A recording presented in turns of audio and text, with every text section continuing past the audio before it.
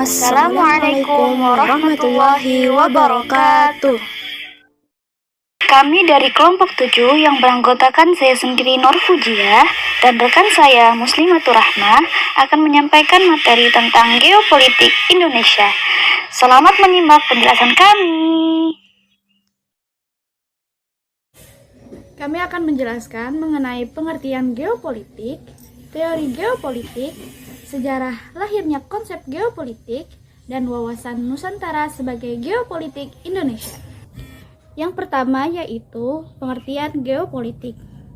Geo berasal dari bahasa Yunani, yaitu geos yang berarti bumi atau ruang, wilayah atau geografi, yang menjadi tempat hidup dan pemberi kehidupan serta wilayah negara. Politik berasal dari kata politeia, yaitu polis yang berarti kota atau negara atau kesatuan masyarakat yang berdiri sendiri, dan kata teira yang berarti kebijakan atau urusan yang bermakna kepentingan umum warga negara suatu bangsa. Menurut Kamus Besar Bahasa Indonesia atau KBBI, geopolitik adalah ilmu tentang faktor geografi terhadap ketatanegaraan, atau dengan kata lain, KBBI juga mengartikan geopolitik sebagai kebijakan negara atau bangsa sesuai dengan posisi geografisnya. Jadi, geopolitik adalah kekuatan dan kekuasaan yang dikembangkan berdasarkan pada pemahaman tentang paham perang dan damai, serta disesuaikan dengan kondisi dan konstelasi geografi Indonesia. Yang kedua yaitu teori geopolitik. Teori geopolitik yang paling masyhur itu ada 3, yaitu pertama teori geopolitik Frederick Russell pada tahun 1844 sampai 1904. Frederick Russell berpendapat bahwa negara diibaratkan sebagai organisme yang hidup. Pertumbuhan negara mirip dengan pertumbuhan organisme yang membutuhkan ruang hidup atau Lebensraum yang cukup agar dapat tumbuh dengan subur. Ketika ruang hidup semakin luas, maka negara akan semakin bertahan, kuat, dan maju. Teori ini populer sebagai teori organisme atau teori biologis. Yang kedua yaitu teori geopolitik Rudolf Hegel pada tahun 1864 sampai 1922. Menurut Rudolf, negara merupakan satuan dan sistem politik yang menyeluruh dan meliputi bidang geopolitik, ekonomi politik, demopolitik, sosial politik, dan kratopolitik. Sebagai organisme yang hidup dan bersifat intelektual, negara wajib dan harus mampu mempertahankan dan mengembangkan dirinya melalui ekspansi. Yang ketiga yaitu teori geopolitik Karl Haushofer pada tahun 1896 sampai 1946, melanjutkan pandangan Russell dan Hegel, terutama pandangan tentang Lebensraum atau ruang hidup, dan paham ekspansionisme. Karl Haushofer mengungkapkan bahwa jika jumlah penduduk suatu wilayah negara semakin banyak sehingga luas wilayah tidak dapat menampung lagi, maka negara tersebut harus berupaya memperluas wilayahnya sebagai ruang hidup bagi warga negara. Karl yang memiliki latar belakang militer di Jepang juga pernah meramalkan bahwa Jepang akan menjadi negara berjaya di dunia apabila dapat menguasai benua-benua di dunia. Ia berpendapat bahwa pada dasarnya dunia terbagi menjadi 4 kawasan benua dan dipimpin oleh negara adidaya. Yang ketiga yaitu sejarah lahirnya konsep geopolitik. Secara historis, sebelum abad 19, pandangan geopolitik terhadap dunia hanya berkisar pada lingkungan negara dan negara tetangga di sekitarnya. Para ahli belum memahami geografi bumi secara menyeluruh. Hal ini terjadi karena pengetahuan manusia tentang bumi belum lengkap, alat transportasi dan komunikasi yang sangat minim, terutama kemampuan jelajahnya. Pemahaman tentang geopolitik secara eksplisit sebagai ilmu dalam bentuk teori-teori ilmiah mulai timbul sejak abad 19 seiring dengan kemajuan-kemajuan dan perubahan besar di bidang ilmu pengetahuan dan teknologi yang ditandai dengan revolusi industri. Revolusi industri menjadikan pentingnya daerah-daerah baru sebagai sumber bahan baku dan sekaligus tempat pemasaran hasil industri. Istilah geopolitik untuk pertama kali diperkenalkan oleh ilmuwan politik Swedia yaitu Rudolf pada masa hampir bersamaan dengan pada saat Russell, sarjana geografi Jerman, mendefinisikan geografi politik. Sudut pandang ini mempelajari pengaruh faktor-faktor geografis terhadap negara dan kekuatannya, dan berdasarkan analisis tersebut diajukan tentang kebijakan yang paling efektif untuk menjamin kemana arah perkembangan negara. Analisis ini mengajukan kesimpulan organisme negara harus terlibat dalam suatu pergulatan terus-menerus dan dalam memperebutkan kehidupan dan ruang. Hanya yang paling kuat dan paling mampu menyesuaikan diri yang bisa berhasil untuk melanjutkan kehidupan dan mengembangkan diri. Wilayah geografis dianggap sebagai salah satu faktor yang paling fundamental dalam menentukan kekuatan negara. Dengan kata lain, Russell dengan model biologis itu ingin menunjukkan bahwa setiap negara bersifat unik, dalam arti punya kebutuhan yang berbeda-beda tergantung pada kondisi fisik eksistensinya masing-masing. Berdasarkan pada landasan berpikir, Russell mengembangkan bidang studi geografik politik yang meliputi studi tentang hubungan antar negara dan implikasi dari hubungan ini bagi arena internasional secara keseluruhan. Yang keempat yaitu wawasan Nusantara sebagai geopolitik Indonesia.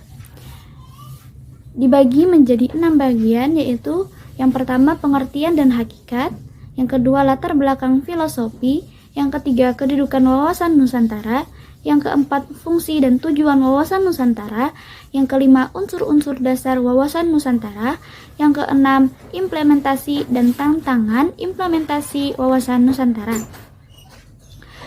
Yang pertama yaitu pengertian dan hakikat. Untuk membina dan menyelenggarakan kehidupan nasional, bangsa Indonesia merumuskan suatu landasan visional yang istilahnya wawasan kebangsaan atau wawasan nasional dan diberi nama wawasan Nusantara. Wawasan Nusantara adalah geopolitik Indonesia yang diberi pengertian sebagai cara pandang dan sikap bangsa Indonesia mengenai diri dan lingkungannya yang serba beragam dan bernilai strategis dengan mengutamakan persatuan dan kesatuan wilayah dan tetap menghargai serta menghormati kebinekaan dalam setiap aspek kehidupan nasional untuk mencapai tujuan nasional. Selanjutnya akan dijelaskan oleh rekan saya Muslimatur Rahmah.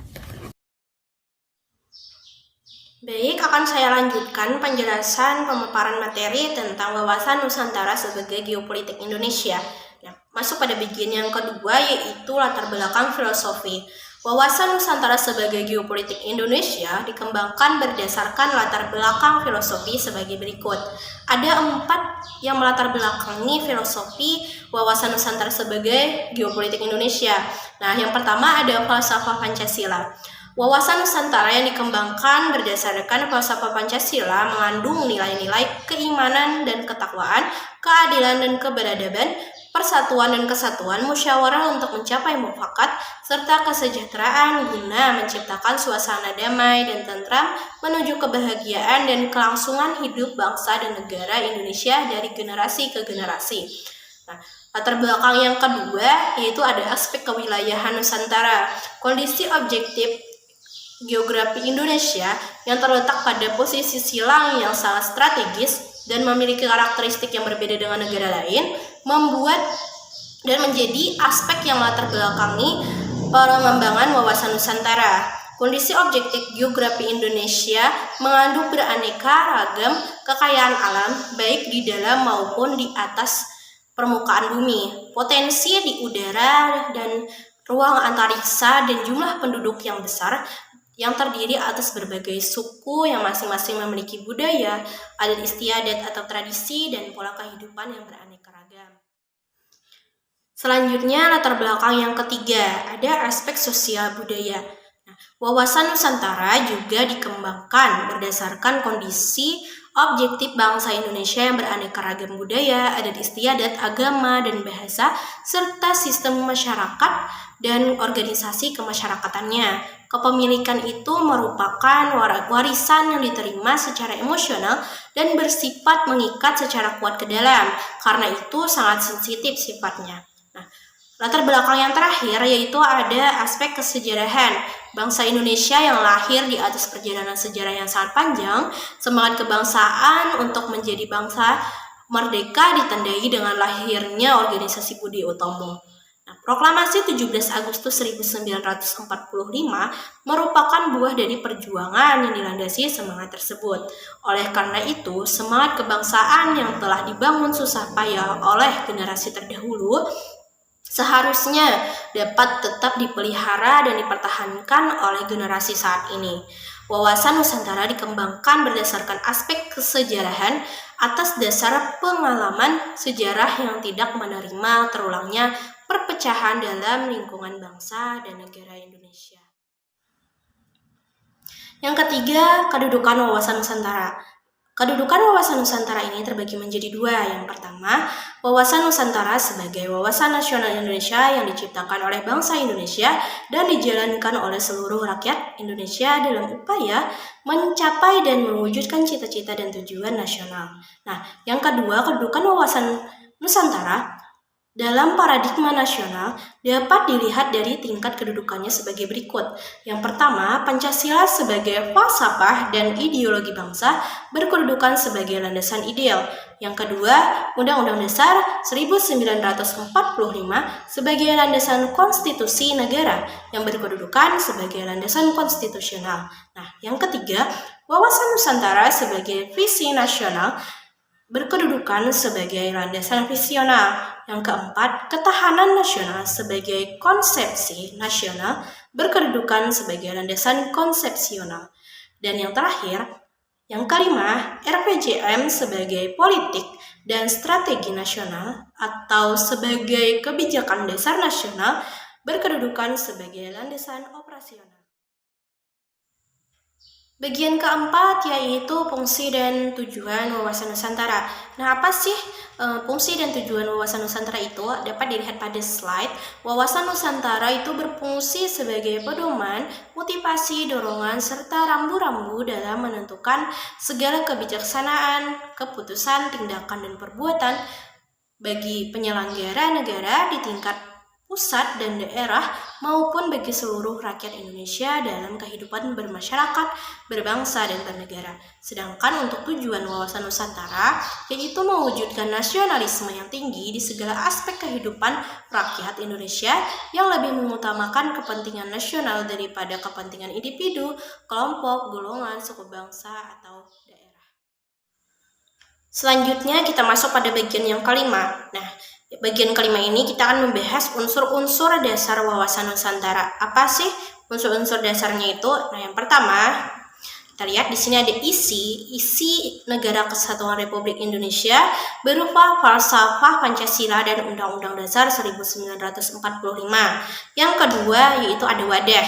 Wadah berupa Nusantara yang manakala diisi atau diberi isi penampakan wujud dan wajahnya sebagai wawasan Nusantara. Yang ketiga yaitu tata laku. Tata laku Negara Kesatuan Republik Indonesia berupa Undang-Undang Dasar 1945 yang apabila dilaksanakan dan diterapkan berdasarkan wawasan Nusantara akan menghasilkan ketahanan nasional Indonesia. Bagian yang keenam yang akan dibahas yaitu pengimplementasian dan tantangan dalam mengimplementasikan wawasan Nusantara. Yang pertama kita lihat dulu implementasi dari wawasan Nusantara ini. Yang pertama ada dalam kehidupan berpolitik. Caranya yaitu dengan menciptakan iklim penyelenggaraan negara yang sehat dan dinamis. Yang kedua ada dalam kehidupan ekonomi. Caranya yaitu dengan menciptakan tatanan ekonomi yang benar-benar menjamin pemenuhan rakyat secara adil. Dan ketiga ada di dalam kehidupan sosial budaya. Nah, caranya yaitu dengan menghormati segala bentuk perbedaan. Dan yang terakhir yaitu pengimplementasian wawasan Nusantara pada kehidupan pertahanan dan keamanan, yaitu dengan menumbuhkan kesadaran cinta tanah air dan membentuk sikap bela negara pada setiap diri warga negara Indonesia. Nah, selain ada implementasinya, pasti ada tantangan dalam mengimplementasikan wawasan Nusantara ini. Nah, yang pertama ada pemberdayaan masyarakat, yang kedua ada globalisasi, yang ketiga ada era baru kapitalisme, dan yang keempat ada kesadaran dari warga negaranya itu. Terima kasih sudah menyimak penjelasan kami mengenai geopolitik Indonesia. Semoga dapat dipahami dengan baik. Wassalamualaikum warahmatullahi wabarakatuh.